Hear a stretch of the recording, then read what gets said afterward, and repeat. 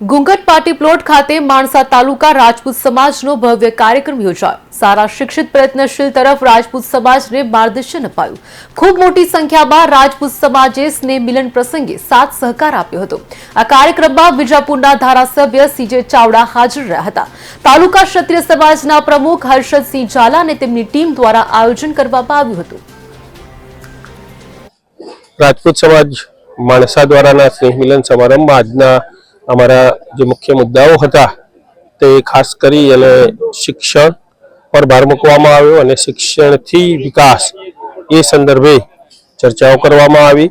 ઉપરાંત અમારા જે કંઈ અહીંયા મહાનુભાવો હતા એમના દ્વારા ભવિષ્યમાં વર્તમાન સમયની માંગ પ્રમાણે કેવા એજ્યુકેશનની જરૂર છે, કેવા શિક્ષણની જરૂર છે। आज रोज अमारो गुंगट पाटी प्लॉट माणसा खाते राजपूत समाजનો સ્નેહ મિલનનો કાર્યક્રમ યોજાયો।